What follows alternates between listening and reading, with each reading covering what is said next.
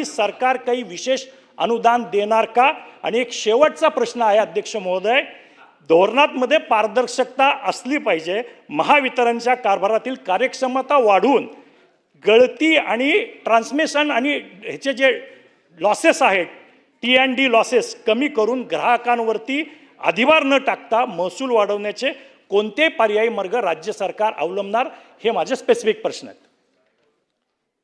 सन्माननीय सदस्यांचे मी आभार मानतो की त्यांनी अनेक शंका या ठिकाणी उपस्थित केल्या, त्यामुळे महाराष्ट्राला या संदर्भातली वस्तुस्थिती ही समजण्यास मदत होणार आहे.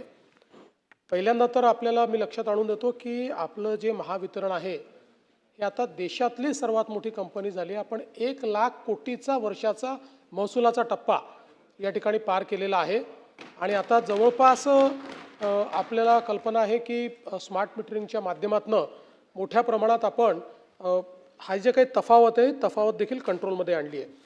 आता मुळामध्ये हे जे काही कन्फ्युजन्स तयार झाले आहेत तर त्याच्यामध्ये पूर्वीच्या काळामध्ये जे TOD time of the day आपण जे म्हणायचो याचे तास होते रात्री 12 ते 6.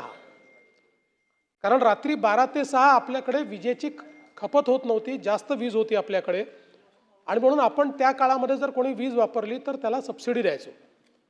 आता परिस्थिती उलटी आहे. आता परिस्थिती ही आहे की आपल्याकडे दिवसा वीज जास्त झालेली आहे, कारण सोलरची वीज ही सोलर अवरमध्ये येते. सोलर अवर 9 ते 5 आहेत. 9 वाजेपासून 5 वाजेपर्यंत आपल्याकडे अबंडंट वीज असते आणि म्हणून आता आपण काय केलं आहे, सोलर अवरमध्ये जास्ती वीज असल्यामुळे 9 ते 5 या वेळात जर कोणी आपली वीज वापरली तर त्याला 25% सूट आपण देतो. त्यामुळे कुठेही आपण सोलारचं हे कमी केलं आहे किंवा महत्त्व कमी केलं आहे किंवा कोणावर काही नवीन लादलं असं नाही आहे. तर आपण रात्री 12 ते 6 आणि आपल्याला माहिती आहे 12 ते 6 वापरणारे किती लोक असतील. कंटिन्युअस प्लांट सोडला तर 12 ते 6 वापरणारे इंडस्ट्री पण नाही आहे, म्हणजे इंडस्ट्रीत कंटिन्यू प्रोसेस प्लांटच वापरतात आणि म्हणून आता जो आपण नियम केलेला आहे त्याचा फायदाच होतो आहे. तथापि काही सोलर ऑपरेटर्सला असं वाटतं, कॅप्टिव्ह ज्यांनी जनरेशन केलेलं आहे, की आता काय झालं की त्यांच्या कॅप्टिव्ह जनरेशनशी आपण स्पर्धा करायला लागलो. कारण त्यांना कॅप्टिव्ह जनरेशनमध्ये जेवढा फायदा होत होता किंवा वापरण्यात फायदा होत होता, आता काही काही ठिकाणी आपली वीज त्यापेक्षा स्वस्त मिळते आणि म्हणून त्यांचा तो प्रश्न निर्माण झाला आहे. पण आपण जे सांगितलं त्याच्यावरचा उपाय हाच आहे. आता जसं आपण energy storage system, battery storage system करतो आहे, तशी त्यांनी बॅटरी स्टोरेज सिस्टीम केली तर त्यांना 24/7 कमी दराची वीज मिळेल. आणि म्हणून आम्ही देखील सगळ्यांची चर्चा करतो आहोत आणि त्यांना प्रोत्साहित करतो आहोत की त्यांनी बॅटरी स्टोरेज, आता बॅटरी स्टोरेज स्वस्त देखील झालेलं आहे. म्हणजे अगदी ₹2.08, 9 पैसे, 10 पैसे, 90 पैसे, ₹2.90 अशा परिस्थितीत बॅटरी स्टोरेज मिळतं आहे. त्यामुळे त्यांनी जर बॅटरी स्टोरेजवर ते गेले तर त्यांना हा प्रश्न उरणार नाही, त्यांच्याकरता उलट अधिक फायदा होईल.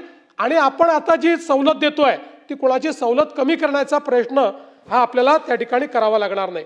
आता दुसरा जो विषय आपण या ठिकाणी मांडला तो मी आपल्या लक्षात आणून देतो की जे काही या ठिकाणी टेरिफ हे पहिल्यांदा MERCने केलं होतं आणि ते टेरिफ त्यांनी परत घेतलं. त्याच्यावर विशेषतः अनेक स्टील इंडस्ट्रीतले लोक म्हणतात आमचं नुकसान झालं, कमी केलं होतं.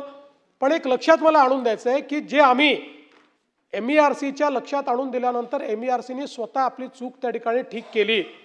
त्यामध्ये ज्या चुका आपल्याला आढळून आल्या त्यात वीज खरेदीचे जे अंदाज आहेत त्याच्यामध्ये मोठ्या प्रमाणात चुका झाल्या होत्या. आणि हा अंदाज किती, म्हणजे दरांमधली तफावत किती होती, तर जवळपास आपण जी एनर्जी खरेदी करतो यातले 80,000 कोटी रुपयाचे एनर्जीचे चार्जेस आपल्याला त्यांनी नाकारून टाकले होते त्यांच्या कॅल्क्युलेशनच्या चुकीमुळे, जे त्यांना आपण लक्षात आणून दिलं. त्यामुळे यांनी प्रॉब्लेम काय झाला असता, कंपनी डबघाईला गेली असती आणि पुढच्या वर्षी दुप्पट आपल्याला रेट करावे लागले असते.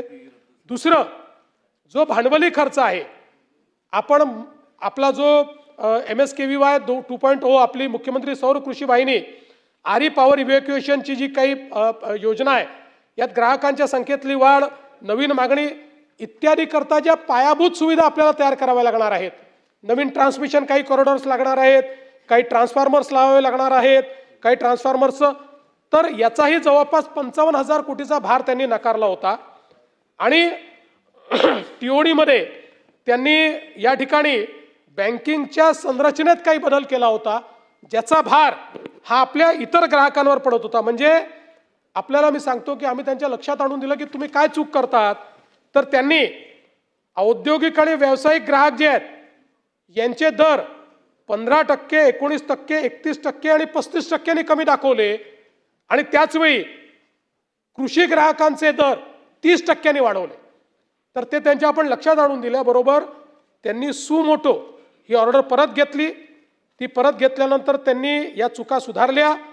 पुन्हा त्या संदर्भात त्यांनी नवीन ऑर्डर, टेरिफ ऑर्डर जाहीर केली. ती केल्यानंतर काही लोक सुप्रीम कोर्टात गेले आणि त्यांनी सांगितलं की सुमोटो करत असताना देखील MERCने पुन्हा सुनावणी घ्यायला गरजेचं होतं. सुप्रीम कोर्टाने पुन्हा आदेशित केलं की MERCने पुन्हा सुनावणी घ्यावी. मात्र दरांना त्यांनी स्टे कायम ठेवला. त्यांनी सांगितलं की ते जे जुने दर आहेत ते लागू होणार नाही, जी सुधारित दर जे केलेले आहेत तेच लागू होतील. त्यामुळे त्याचा भार कुठलाही आपल्यावर आला नाही. आता ती सुनावणी पूर्ण झालेली आहे आणि लवकरच या ठिकाणी MERCचा जो काही निर्णय आहे तो निर्णय येईल. आणि आता ही चूक किती झाली होती हे जर मला लक्षात आणून द्यायचं असेल तर आपल्याला सांगतो की मी नाव घेणार नाही, पण जालना जिल्ह्यातल्या या नवीन जे टेरिफ त्यांनी केलं होतं, जे चुकीचं टेरिफ होतं, एका कंपनीला जालना जिल्ह्यातल्या एका वर्षाचं बेनिफिट होतं 250 कोटी रुपये. 250 कोटी रुपये. त्यामुळे हे आपण त्यांच्या लक्षात आणून दिल्यानंतर हे त्यांनी बदललेलं आहे. आणि म्हणून कुठेही औद्योगिक ग्राहकांवर, आणि आता सगळ्यात महत्त्वाचं काय आहे, सगळ्यात महत्त्वाचं आहे की आपल्याकडे गेल्या 3 वर्षामध्ये औद्योगिक विजेची मागणी 23% वाढली आहे. याचा अर्थ उद्योग मोठ्या प्रमाणात येत आहेत.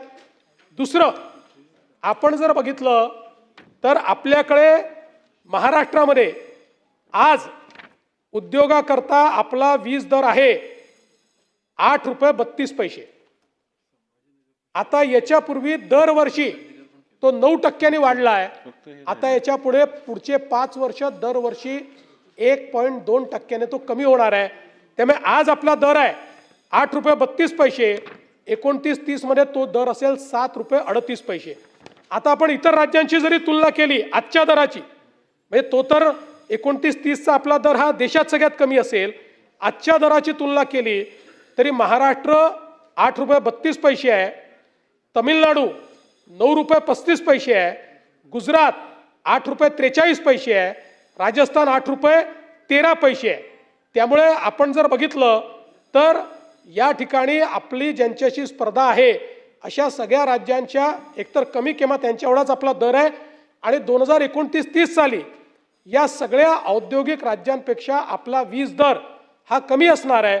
आणि म्हणून मला असं वाटतं की या संदर्भात महावितरणने केलेल्या ज्या उपाययोजना आहेत त्या उपाययोजनांमुळे राज्याच्या ग्राहकांना स्थिर आकार, म्हणजे 5 वर्ष त्या ठिकाणी कुठली वीज दरवाढ होणार नाही अशा पद्धतीनं हे मल्टी इयर टॅरिफ आपण तयार केलेलं आहे. ठीक, एक मिनिट. राऊत साहेब, एक मिनिट. सन्मान्य मुख्यमंत्री महोदय, अत्यंत महत्त्वपूर्ण अशी हा प्रश्न आहे आणि राज्याच्या विजेच्या संदर्भात असल्यामुळे आपल्या सर्वांनाच विदित आहे की केंद्र शासनाने या अर्थसंकल्पात डेटा सेंटर्ससाठी खूप मोठी प्रोव्हिजन केलेली आहे. 2047 पर्यंत टॅक्स फ्री पण केलेलं आहे डेटा सेंटर्सना. असं असताना महाराष्ट्र राज्याची पण डेटा सेंटर संदर्भातली पॉलिसी फार स्पष्ट आहे आणि खूप मोठ्या प्रमाणात आपण या राज्यातही डेटा सेंटर्स क्रिएट करायचं काम करणार आहोत. डेटा सेंटर्ससाठी एकमात्र इनपुट जे लागतं ते आहे एनर्जी. म्हणजे डेडिकेटेड आणि अनइंटरप्टेड एनर्जी प्राप्त झाली तरच डेटा सेंटर हे कुठेही चालू शकतात. या राज्याकडे स्कोप आहे, देशातलंच नव्हे तर पूर्ण एशिया खंडातलं डेटा सेंटर हब बनण्याची क्षमता या राज्याकडे आहे. असं असताना जर का आपल्याला डेटा सेंटर हब महाराष्ट्राला करायचं असेल तर एनर्जी सिक्युरिटी या डेटा सेंटरसाठी आपण उपलब्ध करून द्यायच्या परिस्थितीत स्वतःला आणण्यासाठी उचित पावलं उचलणं एक तर आवश्यक आहे. आणि दुसरं, ह्या एनर्जी क्रायसिस जे आपल्याला बऱ्याचशा वेळेला दिसून येतात, महाराष्ट्र एनर्जी सरप्लस स्टेट हे कधीपर्यंत बनू शकेल? आपण अतिशय महत्त्वाचा विषय या ठिकाणी मांडलेला आहे. पहिल्यांदा तर सगळ्यात पहिली डेटा सेंटर पॉलिसी आपण केल्यामुळे आता देशाची 60% डेटा सेंटर कॅपॅसिटी ही महाराष्ट्रात आहे आणि सर्वाधिक डेटा सेंटर महाराष्ट्रात तयार होत आहेत. आणि आपल्याला हे अँटिसिपेट आपण केलं होतं की मोठ्या प्रमाणात आपल्याला डेटा सेंटर करता या ठिकाणी वीज लागेल. पुढील 5 वर्षामध्ये डेटा सेंटर करता 4,500 मेगावॅट आपल्याला वीज लागेल. मला आपल्याला सांगताना आनंद वाटतोय. महाराष्ट्र हे पहिलं राज्य आहे ज्याने रिसोर्स ॲडिक्वसी प्लॅन पूर्ण केला. पुढच्या 5 वर्षामध्ये जे 4,500 मेगावॅट वीज लागणार आहे त्यापेक्षा अधिक वीज हे आपल्याकडे आता उपलब्ध आहे. आणि या विजेच्या वहनाकरता जे कॉरिडॉर्स आपल्याला तयार करायचे आहेत त्याचंही काम आपण ऑलरेडी सुरू केलेलं आहे इन अँटिसिपेशन की सगळ्यात मोठी डेटा सेंटरची कॅपॅसिटी आपल्याकडे तयार होईल. आणि यासोबत आता दुसरा प्रयत्न आपला असा आहे की डेटा सेंटरमध्ये ग्रीन पॉवर हे एक महत्त्वाचं कॉन्सेप्ट आहे. म्हणजे ही पॉवर तर आहेच, त्यामुळे ग्रीन पॉवरही पुढच्या काळामध्ये देण्याकरता आपण बॅटरी स्टोरेज कॅपॅसिटी म्हणजे जवळपास आपण 100 गिगावॅट पर अवर एवढ्या मोठ्या प्रमाणातली मॅसिव्ह बॅटरी स्टोरेज कॅपॅसिटी पुढच्या काळामध्ये करायचा आपण ठरवलेला आहे. त्याचा पहिला टप्पा आताच आपण सुरू केलेला आहे जो 2030 पर्यंत आपण करू. आणि मला हे देखील आपल्याला सांगितलं पाहिजे, प्रश्नोत्तराचा तास हे उत्तर संपेस्तोपर्यंत वाढवण्यात येत आहे. मला हे देखील सांगितलं पाहिजे की या क्षणी महाराष्ट्र हा पॉवर सरप्लस स्टेट आहे. आपल्याकडे पॉवरची कमतरता नाही. आणि 2030 मध्ये आणि 2035 मध्ये आपले जे प्रोजेक्शन्स आहेत तेवढ्या पॉवरचे करार आणि तेवढ्या पॉवरचे प्रकल्प ऑलरेडी आपले सुरू आहेत. किंबहुना आपण तर आपल्याकरता तर तेवढी कॅपॅसिटी निर्माण करतोच आहोत. पण मला आपल्याला सांगितलं पाहिजे की विशेषतः पंप स्टोरेजमध्ये, कारण आपण आज सोलर इतक्या मोठ्या प्रमाणात आणल्यानंतर ग्रीड स्टॅबिलाइज करावी लागते. ग्रीड स्टॅबिलायझेशन करता जसं बॅटरी असते तसंच पंप स्टोरेज हे बॅटरीसारखं ऑन आणि ऑफ करता येतं. आपलं थर्मल ऑन ऑफ नाही करता येत आपल्याला, ते बॅकडाऊन करायला आणि सुरू करायला आपल्याला त्याच्यात लॉसेस होतात. पण बॅटरी स्टोरेज पंप स्टोरेज जे आहे हे एका क्षणात चालू करता येतं, एका क्षणात बंद करता येतं. याची आत्तापर्यंतची करारित आपली कॅपॅसिटी जी आपण तयार करतो आहोत ती 78,000 मेगावॅट आहे आणि ती 1,00,000 मेगावॅटपर्यंत आपण घेऊन चाललेलो आहोत. आणि त्यातली 10,000 मेगावॅटची कामं सुरू झालेली आहेत. म्हणजे देशामध्ये इतक्या मोठ्या प्रमाणात ही कॅपॅसिटी तयार करण्याची कामं सुरू करणारं केवळ महाराष्ट्र आहे. आणि हे सगळं करत असताना मला हे देखील सांगितलं पाहिजे की 2030 पर्यंत 52% आपली वीज ही ग्रीन वीज असेल, म्हणजे ही अपारंपरिक स्रोतातली असेल. आणि 35 पर्यंत 65% वीज ही अपारंपरिक स्रोतातनं आपल्याकडे येणार आहे. आणि या संदर्भात आपल्याला मला सांगितलं पाहिजे की साधारणपणे पुढच्या 10 वर्षामध्ये आपण आपली जी काही आजची उपलब्धता आहे याच्या दुपटीपेक्षा जास्त उपलब्धता ही आपल्याकडे म्हणजे महावितरणकडे करारित पद्धतीनं असेल. आणि इतर देशाला सप्लाय करण्याकरता जी आपण वीज तयार करू ती वेगळी असेल. त्यामुळे या संदर्भात रिसोर्स ॲडिक्वसी प्लॅन आणि मला हेही सांगताना आनंद वाटतो की जवळपास ऊर्जा क्षेत्रातले 52 अवॉर्ड हे आपल्या राज्याला गेल्या 2 वर्षामध्ये मिळालेले आहेत. आणि आपण जो रिसोर्स ॲडिक्वसी प्लॅन तयार केलेला आहे आता केंद्र सरकारने सगळ्या राज्यांना कळवलं आहे की त्यांनी महाराष्ट्रासारखा रिसोर्स ॲडिक्वसी प्लॅन तयार केला पाहिजे. त्यामुळे भविष्यातल्या ज्या अडचणी आहेत त्या अडचणी विचार करून आपण या संदर्भातला रोडमॅप तयार केला. प्रश्नोत्तराचा तास संपलेला आहे.